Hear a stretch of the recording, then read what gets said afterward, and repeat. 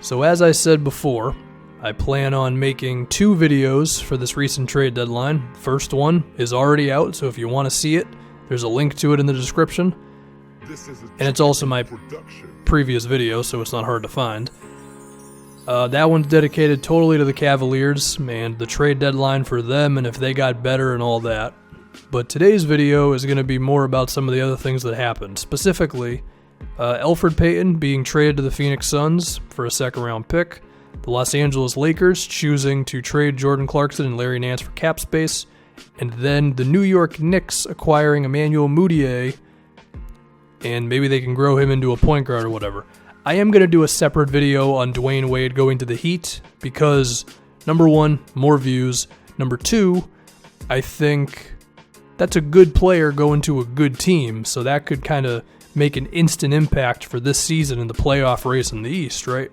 Whereas these are moves that could end up being very big in the future, but they're not really going to make a big difference right now. So I think Wade's worthy of his own video. Anyway, let's talk first about the Lakers choosing to move Jordan Clarkson as well as Larry Nance. Number 1, they got a first-round pick from the Cavs, and apparently nobody else was really offering that for Clarkson. So, I mean, if you're determined to move a guy and you can get a first-round pick out of it, even if it's going to be the Cavs pick, which is in like the 20s or whatever, then that's a good return if you ask me. Now, is this a little too much for the Lakers? In the sense of where the free agent market is looking like it's going to be right now, on top of maybe thinning out your roster a little too much. Because you lost 2 players here who can definitely do stuff. You know, Larry Nance is a role player, extra pass, set screens, offensive rebounds, energy plays kind of guy who can be a 6th man, a backup center. I guess Randall was playing a lot of backup center for them, but Nance always just kind of figures it out, right? Then you have Clarkson who can create some, and I mean, I've said a million times what I think about Clarkson, you know. Can do stuff, has some limitations as well, but ultimately probably a positive for your team, right? Now those 2 are gone because you wanted to go all in on cap space. And, I mean, if we look at just the free agent situation, right, LeBron James is still a huge maybe. Now, there are a lot of signs that Bill Simmons actually talked about for why LeBron to the Lakers could be happening here, in terms of, like, LeBron's people having lunch with Magic Johnson, and then the very next day they made the D'Angelo Russell, Timofey Mozgov trade, right? There was also the fact that I think LeBron and KCP have like the same agent, or they're in the same agency or whatever, and then the Lakers scooped him up on a 1-year when nobody else wanted him, or for the amount of money that he wanted to get signed to. There's a lot of those little moments that kind of add up to, oh yeah, this might have been happening under our noses all along and we didn't realize it. LeBron to LA. But then, I mean, you still got Paul George, who's wishy-washy about if he wants to leave OKC. I think a lot of that's going to be determined by the playoffs. DeMarcus Cousins got his Achilles injury. And I don't know if LeBron is going to come to your team if there's not another star. Now, you do have some options in terms of, I don't know, is Lonzo Ball trade bait? I mean, maybe there's an argument to be made that if LeBron James came, that you would be willing to move one of your young guys for a win right now kind of player. And, I mean, you do have some draft picks. Now, of course, if LeBron's on your team, those draft picks immediately become less attractive to other teams. But, I mean, what could you really get for a second guy next to LeBron if you don't get one of these free agents? So as a result, it's like, you're going all in on this cap space thing. You know, you have the money for 2 max guys and all this, but you still might not be able to get 2 max guys in this upcoming offseason. And if that's the result, then you may have just given up 2 guys who actually aren't that bad for a first-round pick that might not end up being that valuable for you. It's a bit of a risk, you know? Now, on the flip side, maybe OKC bounces in round 1, or maybe they bounce in round 2. Then Paul George says, "Okay, guys, thanks for the year. I'm going to LA." LeBron comes with him, and then, well, now we're off and rolling. So it's just going to be a matter of we'll see what happens, But I do think they are banking on... they're banking on the mystique of the Lakers and the reputation of Magic Johnson. Now, if there's any teams that can actually do that and be successful, it's probably them and, well, to be honest, maybe only them. So in that sense, play the game, but this could come back to bite them if Paul George wants to stay and that type of stuff. I wish I could have more of a concrete opinion on this, but unfortunately I just can't see the future. Like if Paul George says tomorrow, oh yeah, I'm leaving, well then this is awesome, because then he's going to LA. We all know he's going to LA, and then it's probably a guarantee that LeBron's coming with him, Now, is there a chance LeBron stays in Cleveland? Yeah, but once again, I'm not in LeBron James's head, so, it's kind of tough to have a real opinion on this, because it's so much of it is dependent on things that we just simply don't know about yet.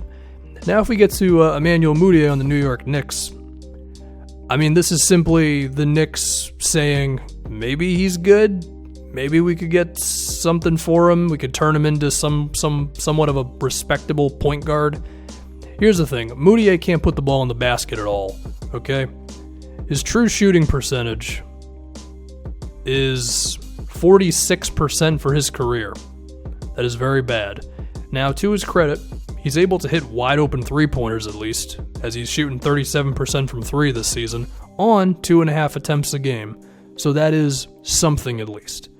Now, when it comes to his ability to make plays for others, I think there's something there with him. There are times when he'll just have a good bounce pass, he'll have a good bullet pass into the lane, and you say to yourself, oh, okay, that's interesting.